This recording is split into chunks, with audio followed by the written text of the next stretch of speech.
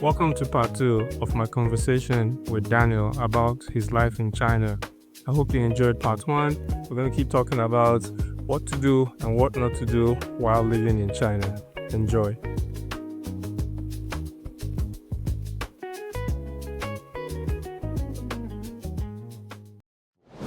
But personally, for me, it's not even about the tech per se. What has really shocked me is their attitude to new things and to change.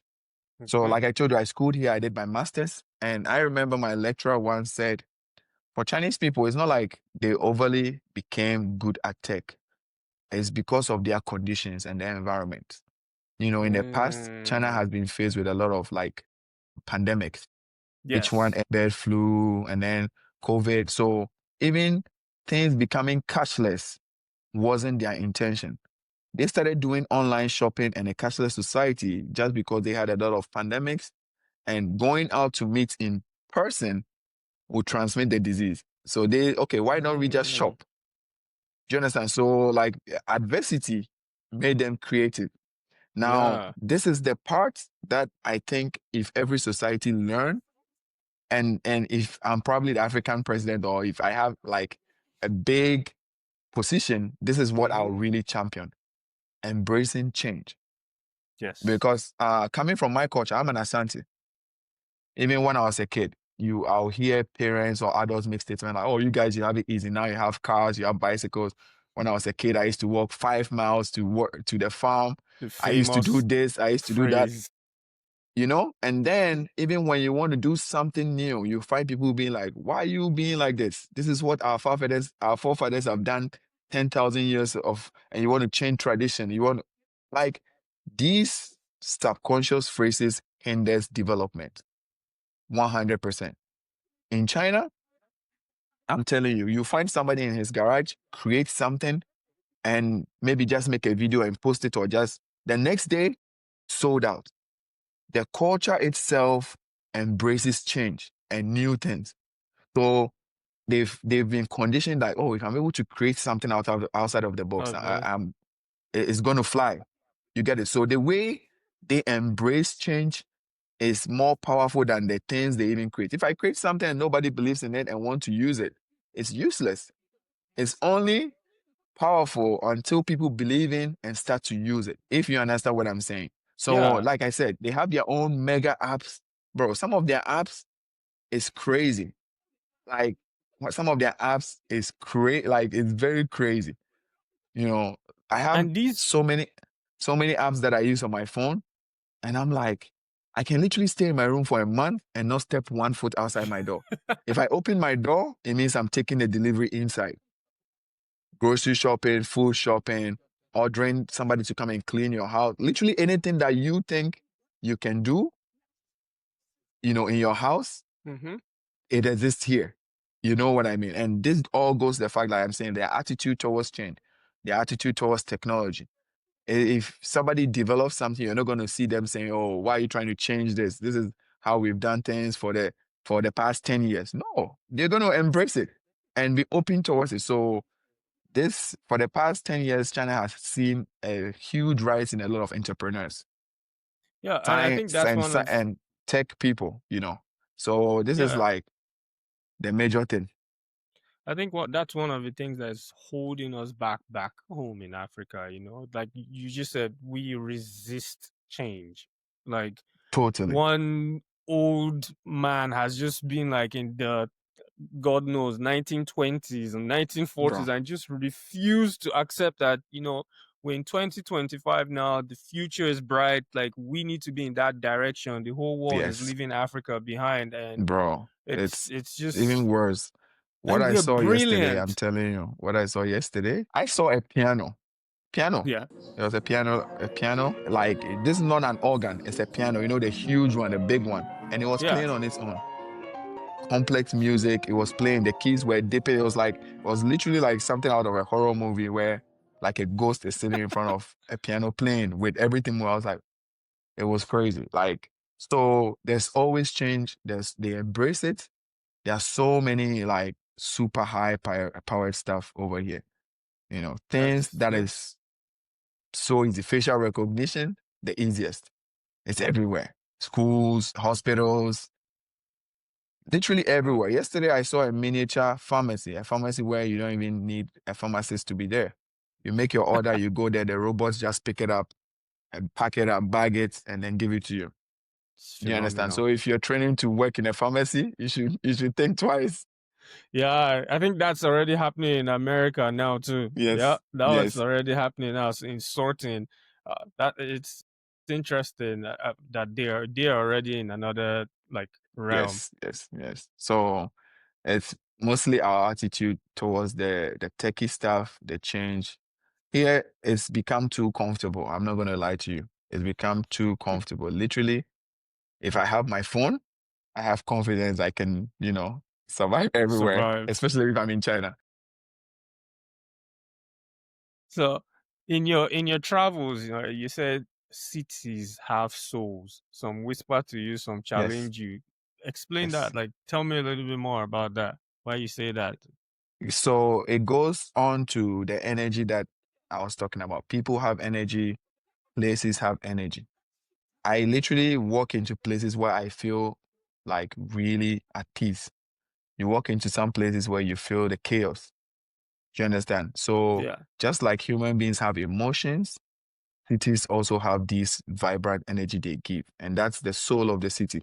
For some cities, I'll give you an example. When I came to China at first, I went to a city called Sichuan, Chengdu. That's where my school was.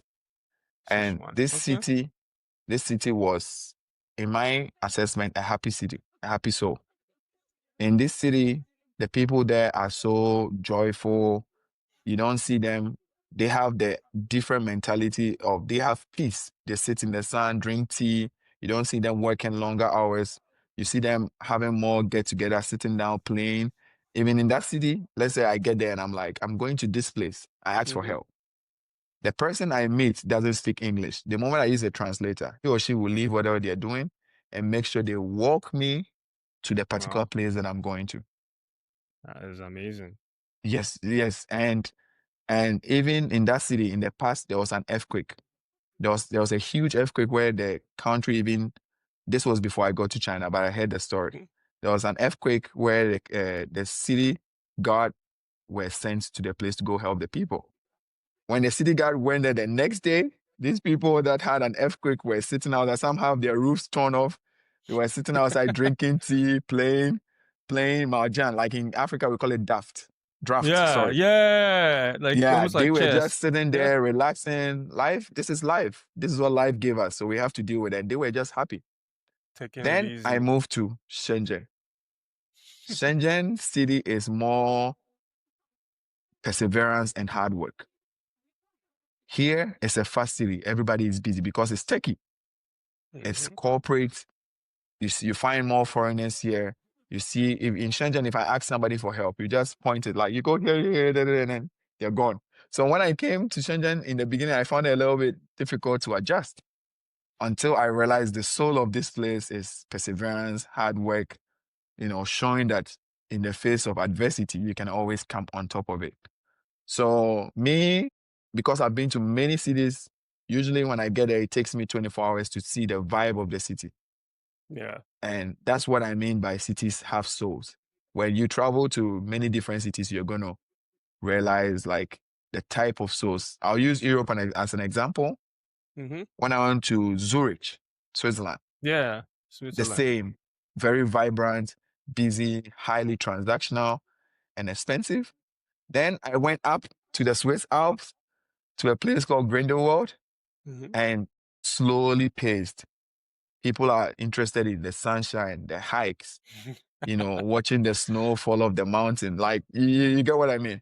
So definitely, if I'm describing Switzerland, I cannot use the energy of Zurich to describe the energy of Grindelwald, if you understand what That I makes mean. sense. Yes. And Yeah, that that's makes that's what I sense. mean by that. Mhm.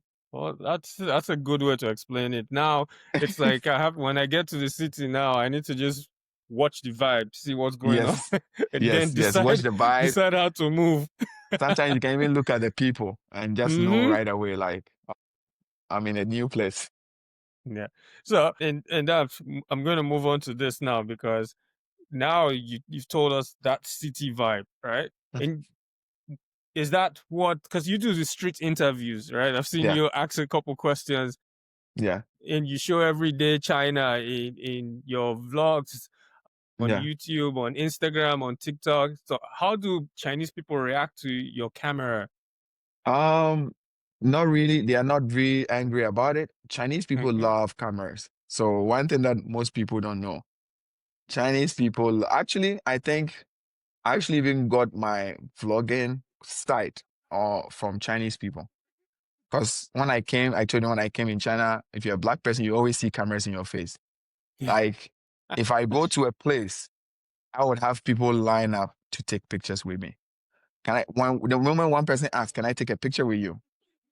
The cameras keep coming. Some people get angry because they're like, oh, you're invading my privacy. But I told you earlier, it's energy.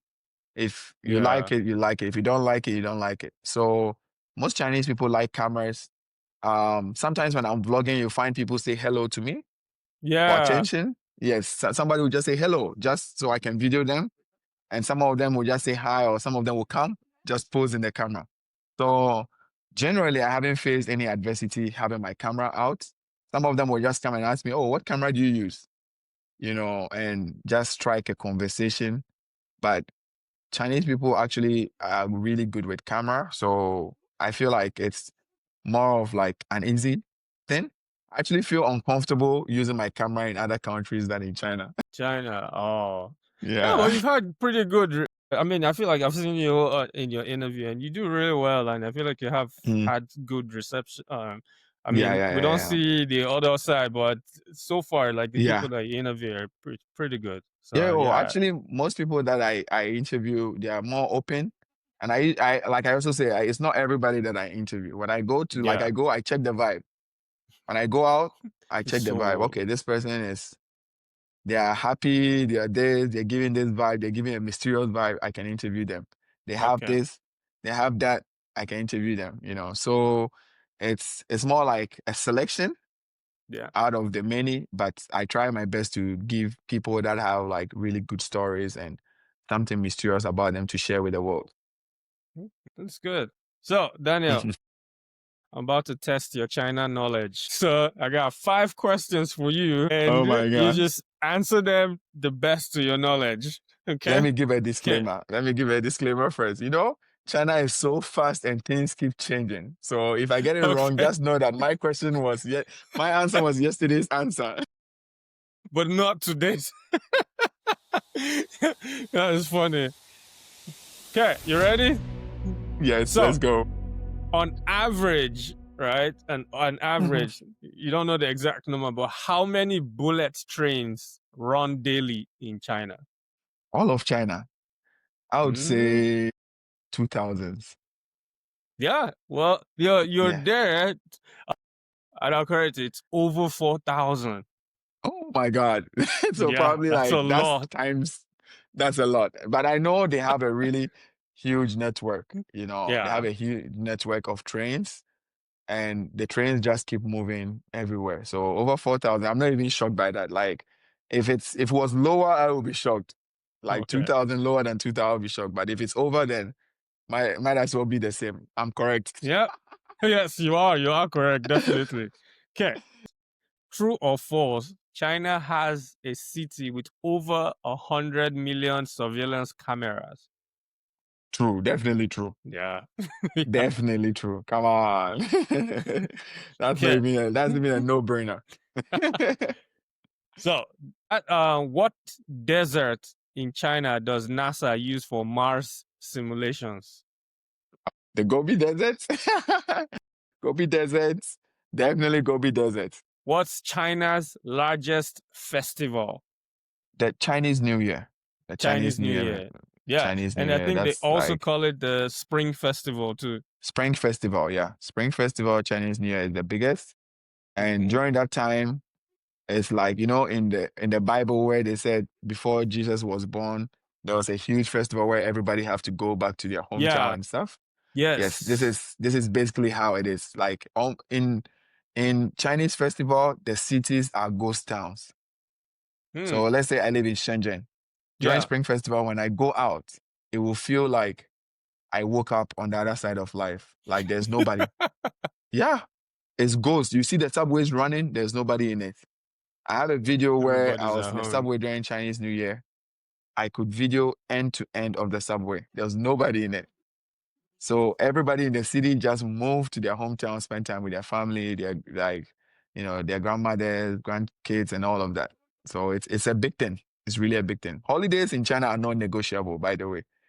They love their Wow. holidays. In China, we usually have like 3 to 5 days holiday. We never have like a 1 day holiday. Anytime there's a holiday, it's together. Like 3 days, 4 days, 5 days. There's even 6 days holiday. 6. Wow. We don't get that in America. No. Yeah. No, we don't see that. Okay. What is something foreigners misunderstand about Chinese culture?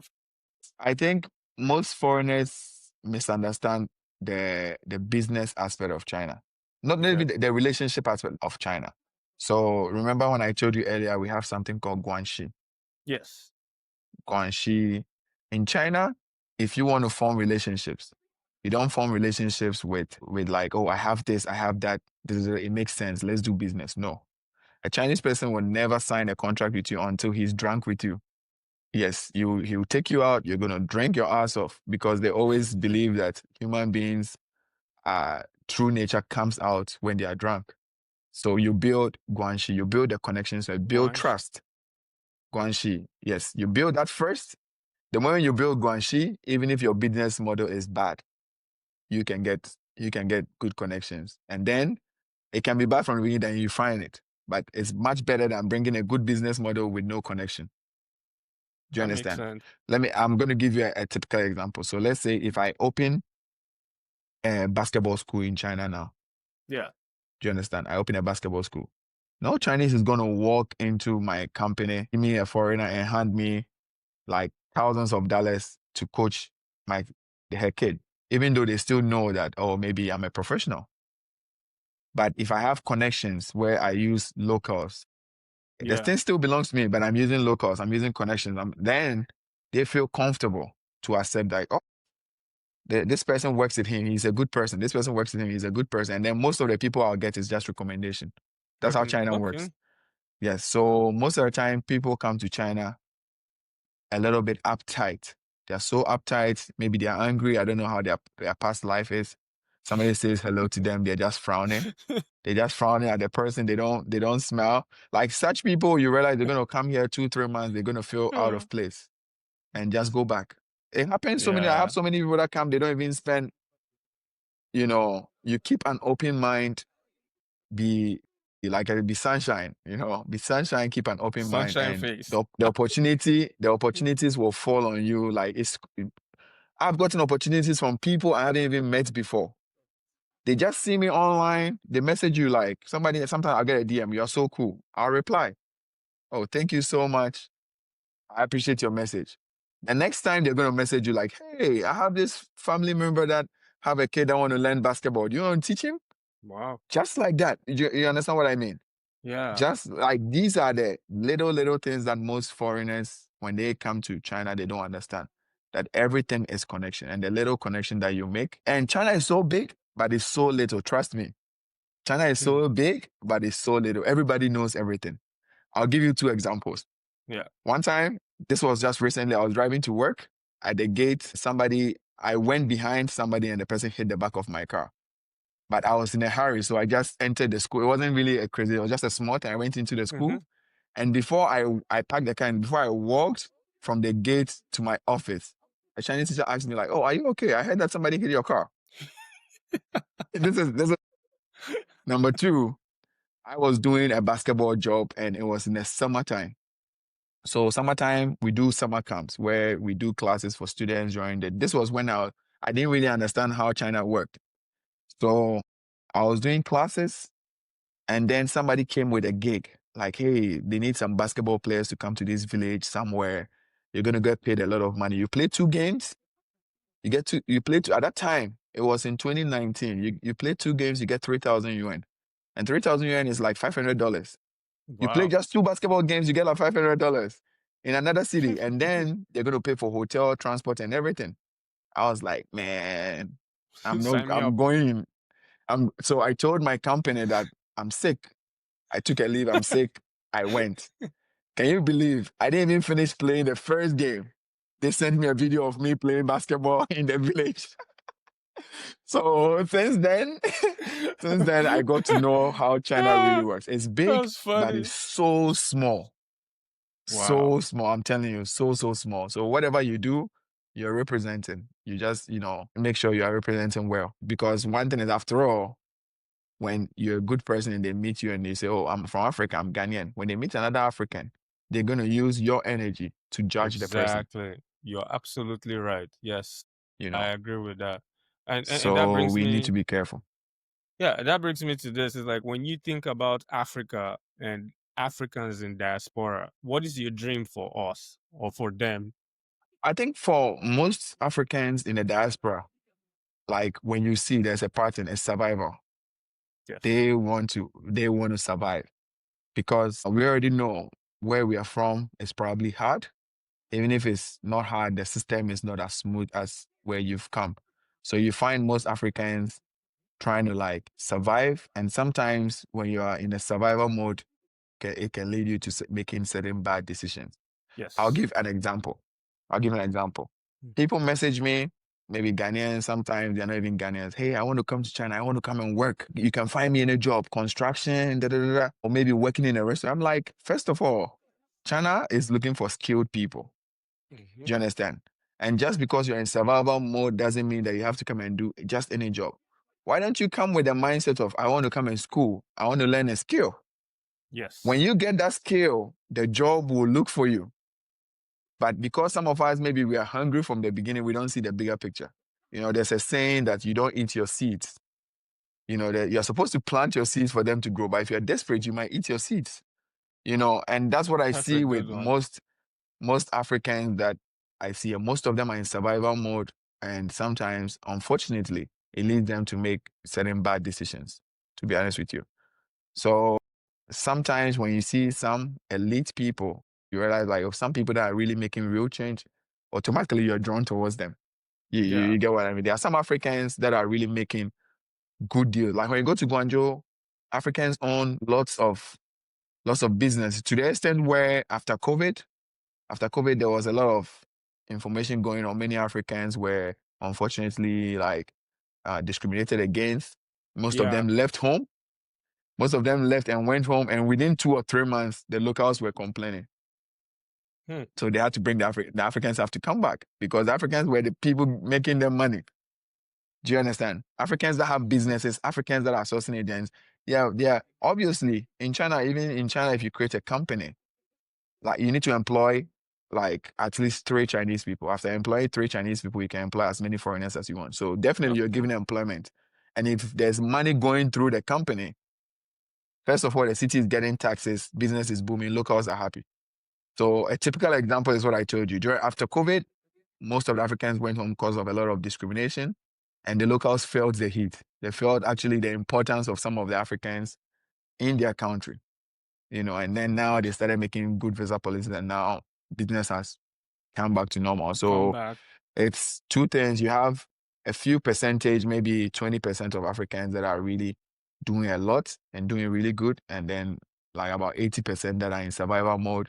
Some of them are doing their best, but others sometimes, unfortunately, are forced to make, certain decisions that doesn't help. Well, that's good information right there. That's Yeah. that's definitely good. So, Daniel, I got another segment where we just like Yes. rapid fire. So this, I'm just gonna Okay. ask you a question. It's like usually like Okay. one word, and you just give me the answer. Okay, No ready? problem. Okay. Let's go. What is one word for Ghana versus China? David versus Goliath. I'm sorry. Except that in this story, Goliath wins. David versus Goliath, except that in this story, Goliath wins. David versus Goliath, David won. I But know. in this one, no. Go ahead. Okay. Uh, what is the hardest thing about relocating? Loneliness. Loneliness. Yeah. Never heard that. Loneliness. Loneliness. What's the best thing about staying 9 years in China? Accessibility? Okay. Accessibility. Now I have access, well, no explanation. So accessibility. What's your biggest myth Africans believe about China? It's the biggest myth. Fake products? Okay. Fake products. What's the most Ghanaian thing you still do in China today? I still have my mannerisms. Okay. The I still culture have is my still there. mannerisms. The West African mannerisms. Still have it. So if you could, and this you can explain it, if you could talk to Daniel the first year one in China, if you could talk to Daniel of that year, what would you say to Daniel? I'll just say this is hard. I'm trying to go back to envision my emotion at that time. 9 years ago? Because yes, because 9 years ago I had different emotions depending on the period. In the first 3 months, it was more like you would survive. Yeah. I'll tell myself you would survive because it was a little bit hard in the first 3 months, 4 months. And maybe after the first 3, 4 months, it will be more like don't change your identity. And this one Yeah. I will explain. And many Africans need to know this. Don't change your identity. So when I came to China, people that we came to meet at that Yeah. time were like, Chinese people hate Africans, Chinese people don't like Africans. So before you can get a good opportunity, don't say you are from Africa, don't say you're from Ghana, say you are American, you're Canadian, Wow. say you are half Americans. So if we that were a little bit too shy to lie, we were saying like, oh, I'm half Ghanaian, half Canadian, half Ghanaian, half American. And everybody that has been in China knows this. So, you do this to try and get jobs. Yeah. And what changed me was one time I went to work and my coworker came to me and she said, "Oh, Daniel, I met this guy. Do you know this guy? He used to work in my other company. Very, very good guy. He's from Canada." And you know how people do when they see black person, they think all black people know each other. So Yeah. she showed me the photo of the person. And when she showed me the photo, I know, like guilty as charged, I knew the person. I knew the person, but the person wasn't Canadian. The person was Nigerian. Are you get like following the story? So Yeah. she comes to show me like I have this friend, so good to me at my old company. You know him? His name is this. He's from Canada. I look at it. I know him. He's Nigerian. So I say, yeah, I know him. But then since then, it gave me a retrospective moment. I was like, oh my God, this is why they keep looking for people from Canada and the USA. Mm. Because Yeah. if they have worked with somebody, let's say they have worked with me and I'm good, and I tell them that I'm American, if I leave and they want the same energy or the same vibe that I gave them, they will look for an American. An American. You're So absolutely I was right. like, nah, like we are doing all this hard work for other countries to benefit. So since then, I switched off. I'm Ghanaian. If you want me, I will come. If you don't want me, it will be hard, but I'll find somebody that wants me. And that's one That's of the best decisions I've ever made. Now I don't have to lie. I just feel free. In my video, you hear me saying I'm Ghanaian living in China. Now I couldn't even say those things. I'll be like, you know what I mean? So the identity issue is a big thing. It's a big thing that I feel like Africa will get more praise if most of us that are doing a good job here had told the truth from the beginning. I think we also struggle with that in America, and yes, in America, there's a lot more people that look like us than in Asia. And Mhm. unfortunately, I had a conversation with a colleague at work today, and we are talking about the segregation of, us Yes. being black in America. And that's just a whole nother conversation where Yes. I'm gonna have to, that one is just like a whole where it's like, and she's Korean and she's asking, it's like, why is it that, in America, the African Americans say, oh, don't call me African American, call me Black American. And then there's the Caribbean American. Then it's like, what is all of this? You guys are all Black and you guys are in America. Why is there all this subsect? And I tried to explain it to her and she couldn't Bro, get it. But like I it's said, a that's whole lot another of A lot of No, inferiority no. complex attached to that. Yeah. Like recently there's a musician from Ghana, Stone Boy. He made a Yeah, I statement. know some boy. He went to one of the big interviews. I'm sorry I've forgotten the name, but I know it. Is it Trace or something? But I forgot it. But he said that the things that are supposed to unite us is what is dividing us. Our Yes. skin color is supposed to unite us. Yes. But then you find people say, I'm Black American, I'm Caribbean American, I'm Dominican, I'm not Black. Jesus Christ. I know, I've heard that one too. I'm Like, Dominican, I'm not black. I'm like, like, bruh. this is why traveling is a requirement. I really believe like if Yeah, there's traveling to other cultures and learning should be a requirement for every human being. absolutely. So you can Yes. realize what you have, similarities, how humans are just one person. We're all from Earth. Or how like things, even though miles away, still you can relate to in your culture. Because then when the moment you know that, you will appreciate what you really have and stop wishing yourself like I'm not Black, I'm not this, like that. You know, it's sad. That's It's sad to be honest with you. yeah, you're absolutely right. So going off that, what are the top 3 tips for Africans relocating to China that you would like to share? Uh, First of all, I would say you should try as much as possible to reach out to somebody that's already been here. Mhm. Mainly because there are so many little rules that you might find it difficult if you don't know anybody here to guide you through it. Sometimes it might just be as simple as the person telling you what to do. When I came to China, people that knew others already here, they found their feet so easily. Yeah. They found their feet quicker than others. So try as much as possible to know somebody here. Number 2, be somebody that's a good fit for society. You cannot be a misfit in China. Like I've always said, you cannot, like crime, don't even think about committing crime because you'll be caught within 1 hour. You'll be caught. So that's one. And like anything crime, don't even try to put yourself in it because it's not going to end well for you. That one, 100% is not going to end well for you. So you should be somebody that's law abiding. So if you're somebody that's unruly, you're going to find it hard in China. That's Okay. number 2. And then number 3, you have to prepare yourself as in watch videos of people that have been in China. Something as simple as getting a VPN can save you so much stress.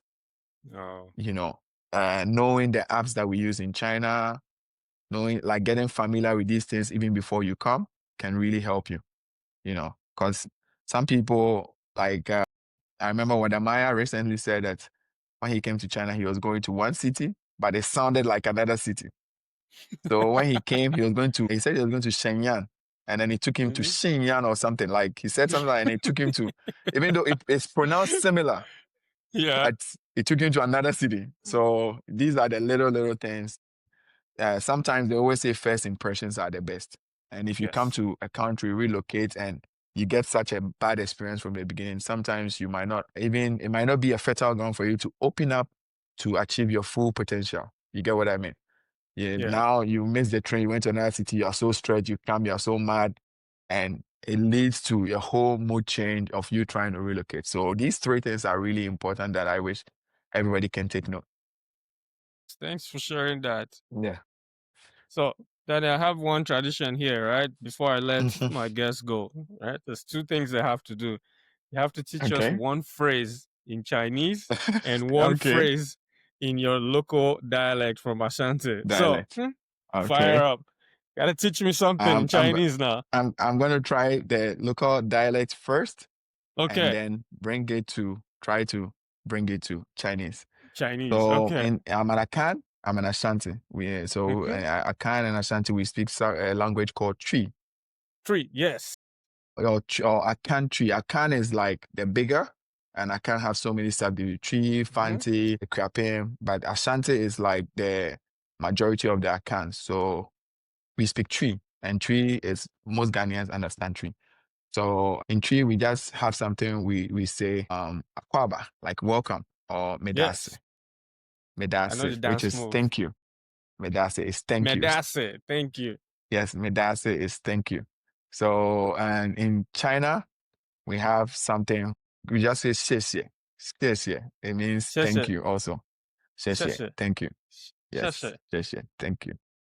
Medasi and Sheshe. Midase Yes. and Sheshe. So I it's the same thing. I feel like maybe I didn't pick it up, but I went to medical school with a couple Ghanaians, right? And we were on the island Mhm. in Barbados, and I would always hear them speak to, and I'll be like trying to figure this thing out. I'm like, Yeah, dude, yeah, we're all from West Africa. How come I can't get this thing? yeah, yeah, It's yeah. always Actually, interesting. maybe if they spoke Ga, are you Yoruba?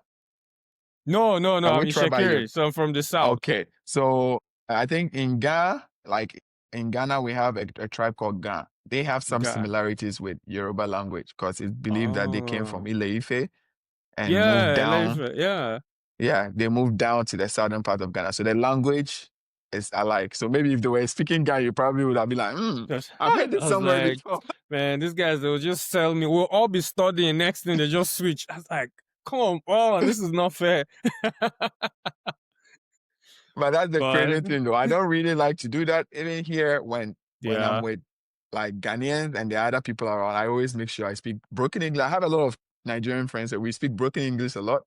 And, yeah, broken English, that one we can do because it's sometimes very difficult. And especially for me, if I'm around, I don't know, it's something that I learned.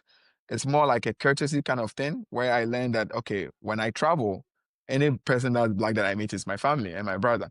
yeah, So that's if I good. meet another Ghanaian, I don't want to speak Twi for them to be left out. If I'm just with a person, I'll speak Twi. But if there's a third person, I'll always speak broken English, That's good. That's fair. That's fair. Yeah. Nah, those guys didn't do that to me, man. They're like, nah. They're like, oh, Tony, you're gonna have to learn. I'm like, come on, that's not even fair. That's not fair. That's not fair. Imagine Yeah. if you had a bunch of Nigerian friends and you did the same to them. They will be like, nah, let's speak broken English. Yes, exactly. And that's the thing, is like all of us, like as Africans, will be there. Like the Cameroonians who are there. Yeah. Cameroonians, I mean, we know what they speak French. So most of the time Mhm. they're just like, we're just gonna speak English. We're not gonna do it. Yes, But yes. my Ghanaian classmate, nah, they're like, nah, we speak in Twi. Y'all need to learn. That's what they say. No, but Daniel, this has been excellent. Thank you so much for thank giving you me so this much platform. for coming. No, this is I really enjoyed like going through your social media. You're such an amazing person, such a positive person. Yeah. Even from the first time that we had that call, I knew I was like, and I'm sorry that I took time to get you on. This is life precious. Sometimes life comes first. So I'm going to end this with from fufu cravings to futuristic metros, from teaching physical education to exploring Mars-like deserts. Daniel's journey reminds us that moving abroad isn't just relocation. It's a revelation. To every African dreaming of China, Asia, or anywhere in the world, your story doesn't have to be perfect. You just have to prepare. And Daniel has proven to us with everything that has happened in his life that preparation is one of the keys, and just being consistent, stay true to yourself with everything, the loneliness, the learning, the picture taking, all of that, has prepared him to survive China. And he's really giving us some vital information here that I hope, if you've learned anything from this, it's one of the currency that I say. It's like, we'd like you to subscribe, join us on this journey, so that I can keep meeting people like Daniel and sharing this information. If you're anywhere back home in Africa, anywhere in the world, and you want to relocate to any other part of the world, these are amazing people, real people that live real lives in these countries. We're going to put Daniel's contact down, follow his page. He's so funny. Like, you need to just go to his YouTube and you get a lot of vital information. I think one of the funniest thing was when you posted a picture of that guy that scammed you. I could not die laughing. I was just like, this is... And you had this picture and the guy's just like this, and I'm like, great. Yeah. That was very, very funny. So yeah. Thank you so much, Daniel, once again. Thank you too. Sheshe. I appreciate it. Sheshe. Yes. Medasi. Medasi. Yes. So until next time, guys, stay real, stay connected, and keep the mic alive. Thank you so much, Daniel, for stopping by. Thank you.